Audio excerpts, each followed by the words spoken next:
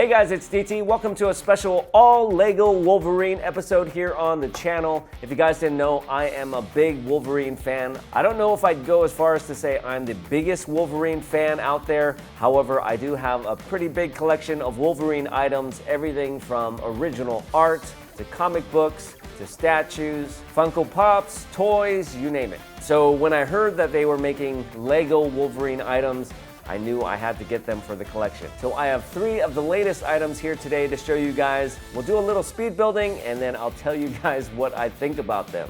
So starting off here with the smallest box, this is the Wolverine Mech Armor. This is set 76202. It's recommended for ages 7 and up, and it's only 141 pieces. But we do get a Wolverine minifigure with this one, so I'm kind of excited about that. This one is not based on any comics, movie, TV show, or anything that I'm aware of.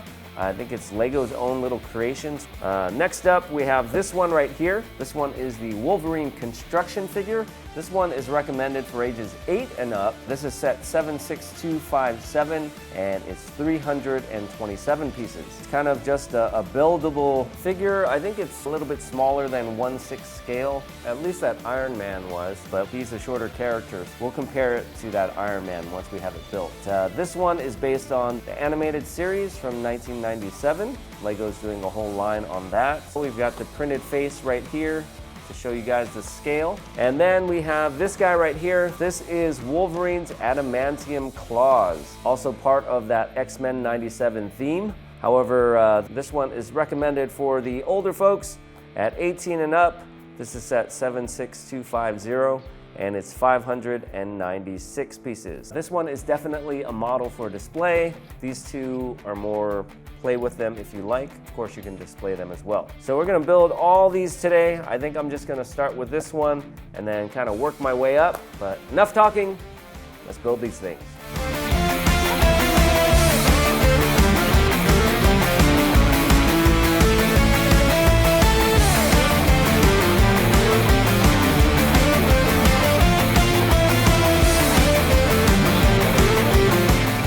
Okay, so here are the completed builds. Let's take a closer look. So first up, we have the Wolverine Mech Armor. This is the one with the little minifigure inside. This thing is pretty tiny, especially if you want to compare it to the construction figure, but it is minifigure scale. We got Wolverine in there. Let's go ahead and take a closer look at that minifigure. Just pops out like this. It's got some interesting printing there. On the torso, he's just got yellow legs. He's got some printing on the back as well. The cowl looks pretty cool. We've got the whited out eyes. When we take the cowl off, you can see kind of the whited out goggles. But if you don't like that, we can turn it around. And he's got his face, but he doesn't have hair. At least I don't think he came with hair. I don't know if we'd ever use this face unless we took some hair from another minifigure. But when you put this one on, we can see his eyes. He's got the blue hands. We're missing the blue shoulder pads. This is supposed to be the 1997 animated series version of Wolverine. It would have been nice if they did have like a little collar that had the shoulder pads built into it. But no, we just get the bare shoulders, bare arms for this one. Maybe even some blue printing would have been nice there. I don't know. It's like the old minifigure. He's kind of holding his claws in his hands. There's a little spot in the mech for his feet to go. Right there. Holds in place pretty nicely. Doesn't fall out when you turn him upside down and shake it. And then this piece just kind of goes right over. No kind of controls or anything. He just kind of controls this thing with his mind, I guess. I guess the question will come up, why does Wolverine need a mech? He's pretty much invincible in his 5'3" body. Just to look cool, he's got to have this mech. Definitely increases his height. So we got the big X there on his chest. We got the X on the belt. Here we do have the blue shoulder pads, the blue feet. He has humongous hands. They only have a thumb and 3 fingers. And he's got these blades that come out. His fingers can bend over as well as his thumb. Blades themselves don't really move because they're in here with these little clip pieces. So you can bend it at the elbow, at the shoulders, in a couple different places. All ball joints here at the knee, at the ankle, and at the hip. The arms are just so overscaled. I mean, look at it compared to the legs, kind of like a gorilla. The hands as well. There you go. That is the Wolverine Mech Armor. Just kind of cool to have a Wolverine themed mech. Nothing too big, nothing too crazy. So I believe this set is actually retired. I didn't get it that long ago, but maybe nobody wanted it. So next up we have the construction figure. So this one, it's got a lot of points of articulation. You can rotate the wrists. You can't really spread out the claws at all with this one. He does bend at the elbow, and then he's got a ball joint there at the shoulder. The shoulder pads can also kind of go up and down. The head can kind of move around. You can turn him all the way around at the waist. He's got a ratcheted joint here at the hips. So you can kind of pose him, lock him into place. Another ball joint down here at the knee. And then another one at the ankle here. He's got these movable knees as well. Pretty posable little guy. I'll tell you about some of the things I didn't like about this one. So here are his hands. He's got 4 fingers and the thumb. The thumb is in a little weird position. Kind of just points downward. Kind of a strange design for the thumb. His chest looks a little small. When his head is there, it looks a little bit better, but your chest is usually the widest part of your upper torso. But here, they kind of made it pretty narrow right there. And then his abs start a little bit high. I do like how they use the wedge pieces to make abs, but he's only got a 4-pack and they're way too high. I mean, maybe this is supposed to be his chest. The way the wedge pieces are positioned, they kind of look like abs, but the abs should be down here anyway. Kind of a weird design there. And they use black in here, which makes his chest even more narrow. And then I don't know what's going down here. Does he have like 2 sets of chests or something? I kind of like the tops of his boots. Wolverine has these boots that have these fins on them. I think they got that. They got the color blue and black. But his feet kind of look a little strange as well. I guess they wanted kind of this asymmetric look to his feet. But the outside of his feet just look kind of unfinished. I wish there was a way they could kind of smoothen that out. The inside looks a lot better.